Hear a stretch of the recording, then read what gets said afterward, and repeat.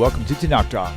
I'm your host, William Hall, broadcasting live again from Kingsland, Texas, USA, with another episode of Rabbi Moshe Shulman's One for Israel Anti-Semitic Video Part 8. Got a few more to go, so if you're enjoying us, you're going to want to stick tight and watch the rest of it. So, Rabbi, thank you for coming back again. Always a pleasure.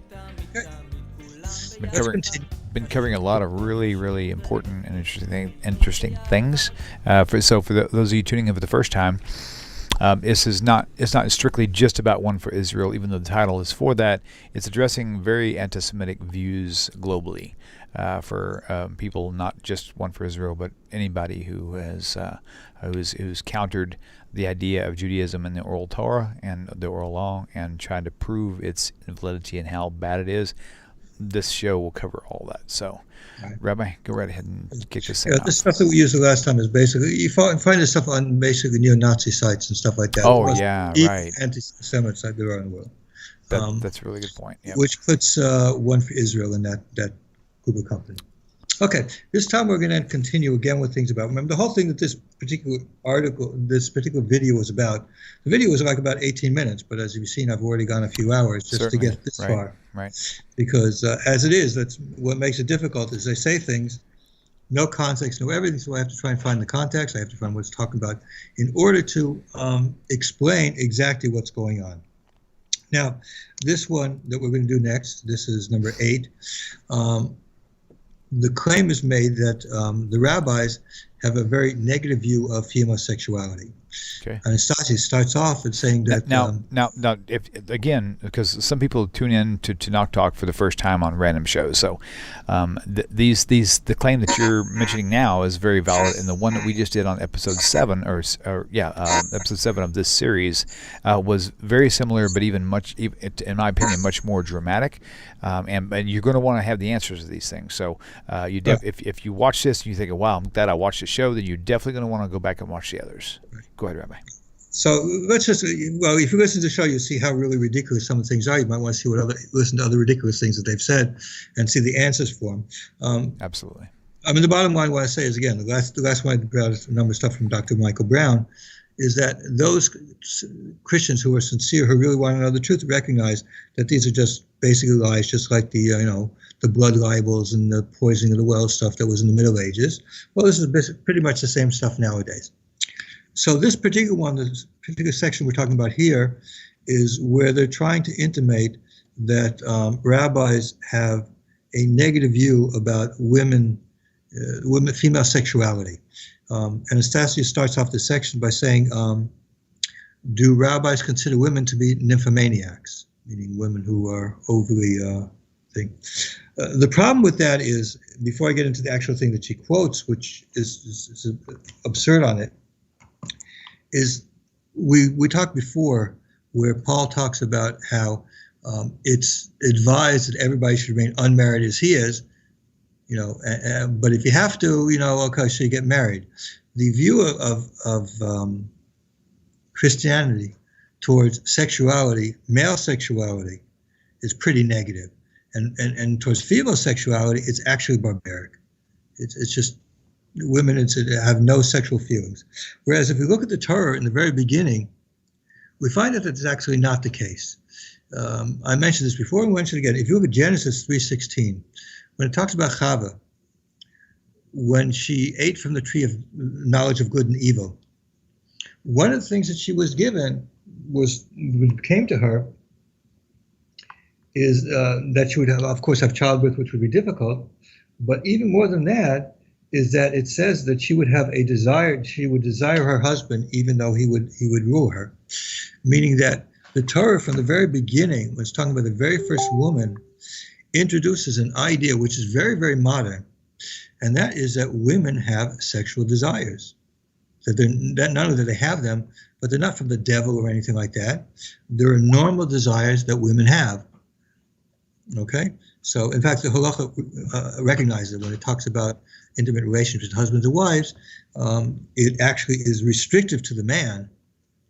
The man is only the wife, only has to be together with him a certain amount of time, a limited amount of time, whereas the opposite is not the case.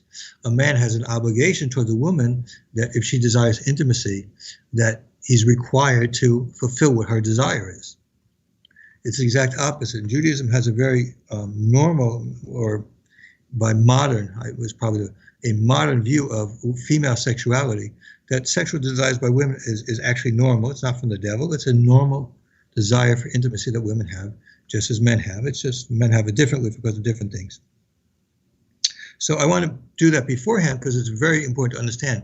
The questions themselves come from a foundation, from a basis that sexuality, and specifically women's sexuality, is actually a bad thing. It's a negative thing. I don't think you'll find any church which is, evangelical church specifically, which teaches that female sexuality is a very positive thing. It's a good thing in that kind of thing, because it's contrary to what Paul says. In fact, you shouldn't be married. And we know there's a long history of that. So let's deal with the first one. The first one that he talks here is Rabbi Mayerlau, who at one time had been the chief rabbi, the Ashkenaz chief rabbi. So he has like this. He says that a woman shouldn't drink more than 3 cups of wine because she would basically lose control, and she could do almost anything. He talks about, sexual immorality, stuff like that. Now, before we discuss about it, we have to recognize that if you live in America, certainly you're aware that it's very, very big topic nowadays of men, especially in college, giving drugs or drink to women in order to make them do things, intimacy things, that they would not normally want to do. So the very fact that he talks about this is something that's dealing with an issue of women being responsible, recognizing that these kinds of things can happen. Now, what Anastasia was trying to say is that, well, women have no control over their sexual desires and whatever, but that comes from a place where it looks at sexual desires is not natural for women. Sexual desires are natural for women, and so when you reduce the control that a person has, which comes from alcohol or drugs or stuff like that, then a woman would be prone to do things that she would not normally want to do. Just as a man would. It's no difference, but he's just talking about a woman here. Now the issue is, so we know first of all, we know it's a fact that sexual inhibitions are reduced with wine, with drink, alcohol. That's pretty well known. But the question is, so what is actually her complaint? I mean, these are known facts that women, if you drink, then you're more prone to suggestions for things like that. So what's the fact? Well, if we look at what the amount of liquor that a woman would take in, it's well known from scientifically that a woman's threshold for amount of liquor that she's able to take in while still maintaining control over herself is less than for a man, considerably less. So for a woman, we know that as far as being legally impaired, legally drunk, the amount is of blood alcohol rate is 0.08, 0.08 or higher. Now, I checked it out on the internet to find out, well, how many drinks does a woman have to drink in order to reach that amount? So there's a health site online called healthline.com. And what it says, in order to get over that amount, to be drunk to the sense that not 0.01, 0.08, but much more, when you actually lose control of your functions, it's like 0.1 point something rather like that, which does it, okay? For a woman who weighs less than 140 pounds, 3 drinks is enough to bring her to that position where she can actually lose control of her control over herself on things.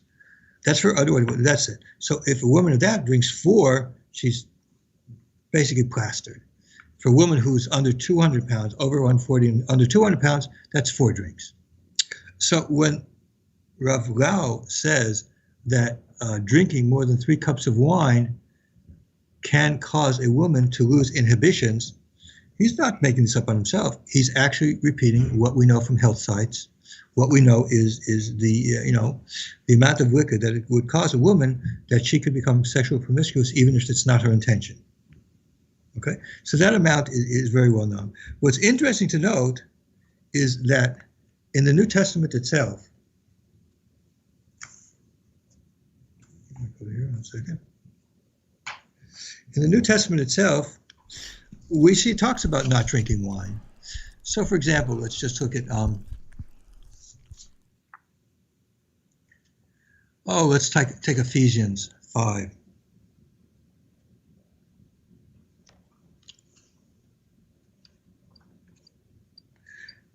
Ephesians 5, verse 15 to 18. What does it say here? Be careful then how you live, not as unwise people, but as wise, making the most of the time, because the days are evil. So do not be foolish, but understand that the will of the Lord is, do not get drunk with wine, for that is debauchery. So the New Testament itself recognizes that if a person drinks too much wine, they are led to sexual immorality, which is exactly what Rabbi Will is saying. He's just saying the amount of drink that a woman can have where she could be brought to do that. Doesn't mean 100% of the time it's going to be, but that's where it's brought to. It's in the New Testament. Now in Titus 2, 3 through 5, it specifically talks about old women not drinking. Okay, let's see. I know in 1 Timothy it actually talks about it, but it talks about because people being sick, and actually promotes drinking wine. Because of sicknesses, it says no longer drink water. It says but drink, basically. Right. About getting drunk, not about drinking the wine itself, but about being drunk. Right, gotcha. Yeah. So now, what was the last reference you said? I'm going to pull it up on screen. Okay, the 1 Titus 2, 3 to 5. Okay, got it. There's also a couple other places. Romans 14, 17, and 21 talks about not drinking wine, and 1 Peter 4, 1 through 3 also talks about immoral ways of the Gentiles, which includes drinking wine to excess. Gotcha. But the point of the matter is that as I've mentioned a few times before, it's just absolute hypocrisy that they should attack a rabbi for speaking what is known scientific fact, that if a woman drinks a certain amount of wine, it can cause her to be prone to sexual immorality, even though she herself would not want to do it. The wine brings it out. And the New Testament talks about the same thing. The New Testament is quite aware of it because we know that this is the fact of the matter. Now, another point, of course, is what I find very interesting is Anastasia, and I know that Eitan Bar, they're Baptists, and Baptists don't drink. So why she would be so concerned about that, since they don't drink, why should be involved? Okay, the next one is a strange little thing that appears in the Tractate Ketubas. Okay, there's a story there with Rabbi Gamliel that they make fun of, where he went through a certain type of a test to see if a woman was a virgin. She had to sit on wine bottles, and if he could smell from her breath the wine, then it somehow he would know that she was a virgin, and if she didn't, he wouldn't know she was not a virgin. Now, what they say there is that, well, he's checking women who just come out of the marketplace just for no reason. And that's not really the truth of the matter is. If you look at the actual text itself, which I have here, what's going on there is very simple. There is a biblical command in the Torah, which I'll go over, in Deuteronomy 22.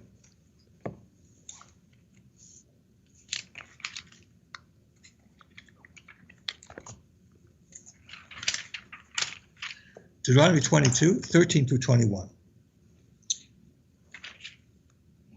In that, it talks about a man who marries a woman, and he accuses her of not having been a virgin when she got married. I mean, that they had agreed to get married, and the condition was that she was a virgin. So this particular chapter in the Kesubos is talking about situations where women came with their husbands, came to Rabbi Gamliel after they'd been married the first night of marriage, and the husband came to complain either he found she wasn't a virgin or whatever, and the woman had different complaints back and forth. So this particular one is that the woman said she had never had relations with her husband. The husband claimed that she wasn't a virgin, and she said she had never had relations. They never completed at all, so she was still a virgin. She hadn't been not a virgin. So he goes through a specific type of thing where they go on the barrels of wine, excuse me. What he did is he took two women, one was a virgin, one was not, put on it, and found that it was the case that the virgin woman, you could smell the woman. And then with this woman, you could smell, so she was a virgin, so to go back to your husband, and everything's fine, no problem. Now, what Anastasia says, first of all, she says borderline pornographic. Truth of the matter is the pornography is what she has in her own dirty mind. Because there it doesn't talk about anything. It doesn't say how it's happening, what's going on. Just that she sits there, and from her mouth you could tell it. Some kind of miraculous thing happening. So it's totally in her mind, and that she should think these kinds of things. But then she says it's scientifically false, and it shows that the oral law has things that are scientifically false, and because it's there, you have to accept it. The problem is she quotes right afterwards a rabbi who says that it's just not the case anymore, that it's like that.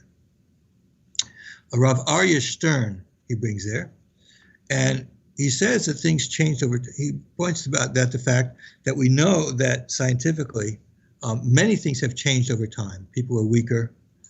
The Talmud talks about various things that we know are different because in the Talmud certain things are a certain way, and we see that physically people are different than they were then. And so I looked and said, listen, let's just look at something that's really objective. What about your height? What about people's heights? Is that subject to change? So interestingly enough, I looked at a couple of sources. One source went over the last 100 years and pointed out that in different places, different countries, it was different ways. And I saw on another site that said over the last 150 years that the average change in height is that we have become 3.9 inches taller. So we do see that at times things do change. So it's not such an out-of-the-way thing, it's a weird thing to say that there has been changes over the years in what happens with people, because that's an example that we know we can look at this. But really the hypocrisy that comes in is very interesting. Rabbi Gamliel somehow was able to tell from a woman sitting on a wine bottle, that she was a virgin or not. So Anastasia says, well, that's totally not scientific. But is that really the case? I mean, is the New Testament totally scientific? I mean, could we not say the same thing about the New Testament? So let's look at this passage. This is one of my favorite passages in the New Testament as far as scientific knowledge is concerned. This is in Matthew 2:9. Now, what is Matthew 2:9 about? We have the story in there with Jesus being born.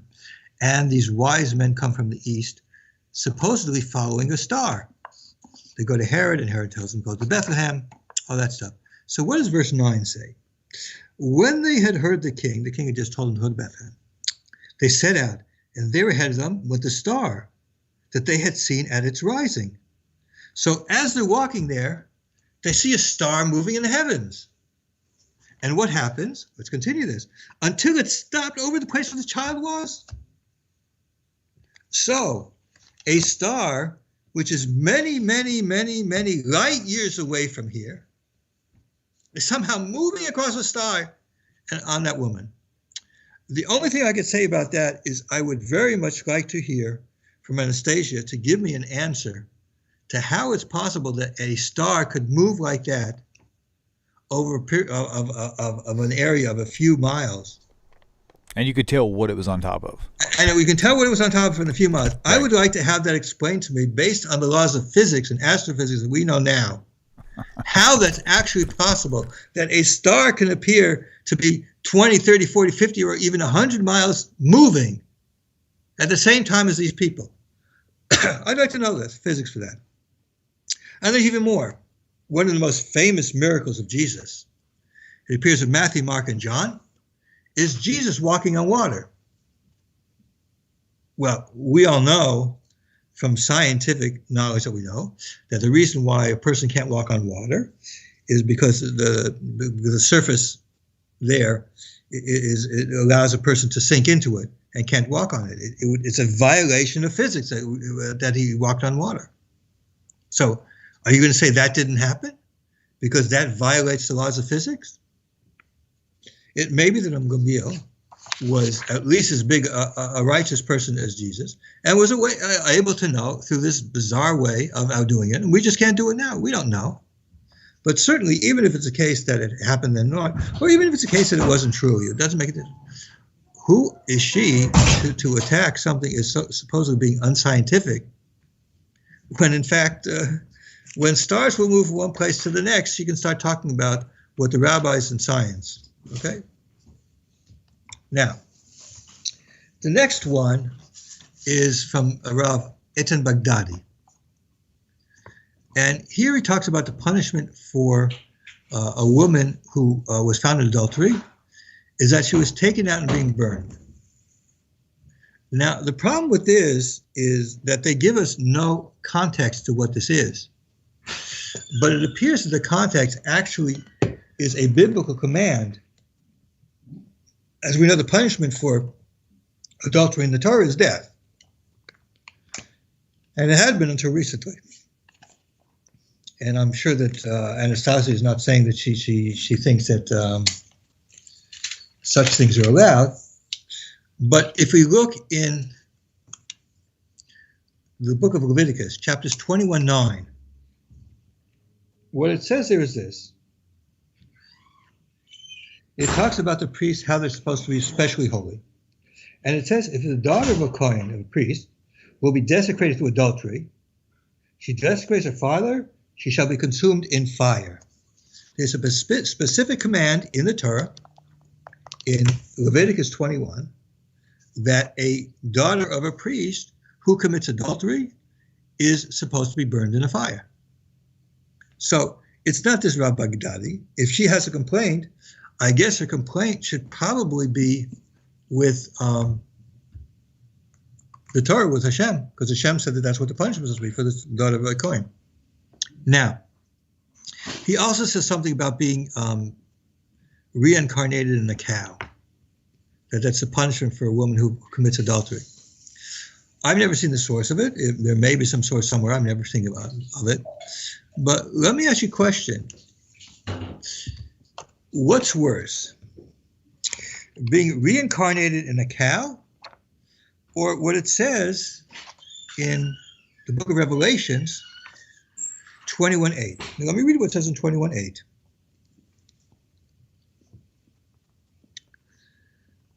But as for the cowardly, the faithless, the polluted, the murderers, the fornicators, okay, that means people who do adultery, the sorcerers, all liars, their place will be in the lake that burns with fire and sulfur, which is the second death.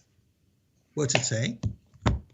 The punishment for adultery for a woman is not that she just be burnt in the lifetime and then afterwards she might have a reward because she repented from it. No. The punishment of adulterers is to be burnt forever and ever in a lake of fire. So which one's worse? I think it's a case of what my mother used to say, the pot calling the kettle black. I think that is much worse what she's talking about. And as to being reincarnated in a cow, I'll tell a story that's actually true. I had a great aunt in Feigler, great aunt, and she used to say that she wanted to be reincarnated in a cow. She wanted to come back as a cow. That's what she wanted. So coming back in a cow is not necessarily such a bad thing. I guess, she wanted to come back as a cow. It can't be so bad. Okay. But I would also like to mention, remember we were talking about Rabbi Mizrahi. One of the complaints that was said about him is that he says with certainty what's going to happen to people, why punishment is going to happen to people. So we see our rabbis are very much against saying such things like that, even if you may have a source for it. Now, the next one is a Rabbi Baruch Gazai, who says that a punishment for a woman who is immodest in showing her breasts is also that she should be reincarnated in a cow. I guess immodesty, something like that. Now, this particular rabbi goes even further. He says that cancer is what it is. And as I pointed out just now, our rabbis say that a person says that it's not to be listened to. He doesn't know what he's talking about. They specifically spoke about Rabbi Yosef Mizrahi, but it would certainly apply here that this is absolutely absurd. We have no reason we have no idea why Hashem does things like that. But the point of the matter is even if he's incorrect, there certainly is a punishment for a woman who is goes around immodestly showing her breasts. I mean, are they saying that it doesn't happen at all? There's actually an old work called the Apocalypse of Peter. It was never accepted. It hadn't been accepted by many of the early Christians. In fact, it was actually a choice between Revelation and the Apocalypse of Peter as to which one would make it into the New Testament. There were many places as I told in my talks on the New Testament, there were many places that did not accept the Revelation as being part of Scripture. They accepted other things. So this particular book, the Apocalypse of Peter, is actually the story of Peter going into hell and seeing what the punishments are. Many people believe that this is actually the source for Dante in his works on the Inferno and stuff like that, saying what's there. So in this Apocalypse of Peter, what's he see? Is women who are modest with their showing themselves off, they get hung by their breasts forever in the world, in hell. That's what their punishment is. So we see that the concept that there's punishment, obviously, immorality is supposed to be punished. Even Christianity holds immorality as a punishment. Revelation seems to indicate that a person who does things like that, the punishment is forever in fire, rather than just a temporary thing, being a cow for a few years and then it's over when you get rewarded. Okay, the next thing that is brought there is another passage in the Talmud, and this is something that they totally misunderstand. They bring a passage in the Talmud which says that if a woman's, the man finds that a woman's breasts are too large, there it talks about grossly large, obsessively large, not something that we talk about large, but really not something that we discuss, or that it's not nice, they're too far apart from each other, that's the grounds of the divorce. The problem is they don't bring what the context for theirs. The context is very simple. In pre-modern times, certainly then and until I don't know how many years ago, marriages were arranged. What that meant is that the man and the woman would have never seen each other. So the marriage was made under the condition that the woman would be normal in look and the man would be normal in look. But if it was something that the man was not, then the woman could demand a divorce. And if the man found something in the woman that wasn't right, the woman could have a divorce. The marriages just wouldn't happen. That's what happened in arranged marriages. And we see in Deuteronomy 24:1, it says that if you find something unpleasant with your wife, that you can divorce. And what Talmud is talking about there is what kinds of things are valid for a husband to have an objection to, and what kind of things are invalid. So it's talking about, where it talks about there is something that is totally grotesque and outside of the norm. We're not talking about somebody who's a larger size, whatever. We're talking about somebody who's totally grotesque. I don't want to say it because it might be children listening, but something totally grotesque. And the point of the matter in the Talmud is saying, listen, if you contract a marriage with somebody and you expect the person to be normal, and she ends up being grotesque, or if the man the same thing, then you could be divorced. Now, there's an interesting story that I want to relate. And that is, there was a famous rabbi in the mid-1800s, the holy rabbi of Tzanz. And the story of his marriage is very interesting because it relates to this also in a very interesting way. He was a very big scholar. And the person who became his brother-in-law had seen him. And he came home to tell his father that there was a very, very big scholar. He was a son of this certain rabbi. He was learning this yeshiva there. And he said, listen, you should make a contract for marriage. I have a sister to be married. Now, the rabbi of Tzanz actually was lame. He was lame. He didn't walk well. He had a problem with his foot all his life. And he basically limped his whole life. So they made the marriage.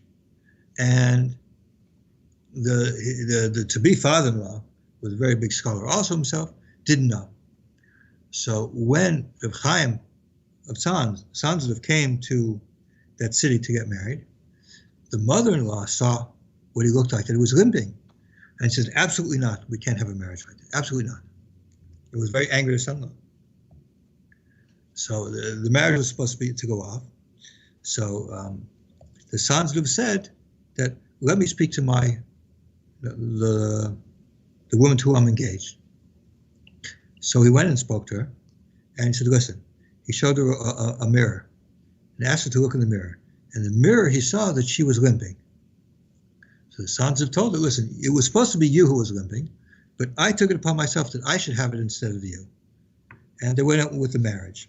But the point of the story is not just the miraculous things that he did. He was very known for doing miraculous things. But the purpose of the story is like this. When you make marriages where people don't see each other, sometimes it happens that they come and they see there's something objectionable. And that's what the tractate is talking about. And it's talking about there are limits to what kind of objectionable thing there can be. If it's grotesque, if it's out of the normal, then that's a husband can have a complaint to the wife. And by the way, it goes the other way around. There are things that if a woman, sees the person she's supposed to marry, that it's also, outside of the norm, something that she would not accept, then she can, of course, stop the marriage at that time. Okay, the last thing I'm going to do is, again, goes under the same category we attacked that the rabbis were against with Rabbi Yosef Mizrahi. There's a Rabbi Ronan Shalov, who I have no idea who this is. And he says that women who, that the sick children we see in hospitals because of women playing with their hair. This is absolutely absurd. Although women, we know, of course, the Corinthians say women should cover hair, and we know Isaiah that women having hair is something that is called is sexually attractive. Besides the point. This person clearly comes under that ban or that letter that came out against Rabbi Mizrahi because he's doing the same thing. You can't say as to what reason these things are there. That's totally not in accord with the Torah. It's totally unacceptable activity, and it's totally banned. And it's not something that we even have to justify. The person is wrong, and it's just flat out wrong, and it's nothing to be talked about. Okay, that's the end of what we're going to do now.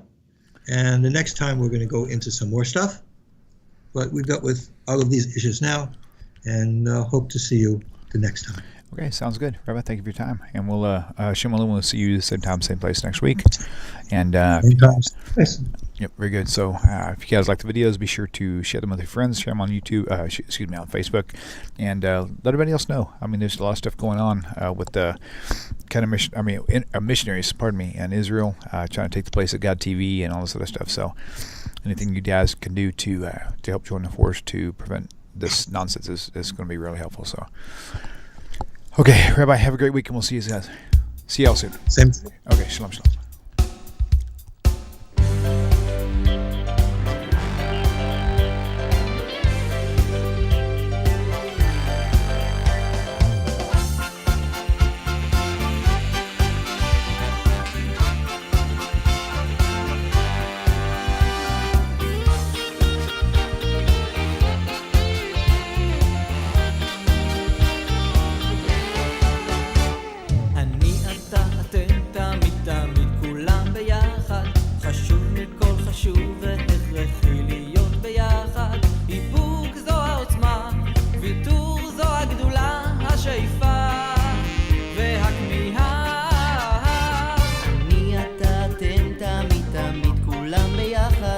חשוב מכל חשוב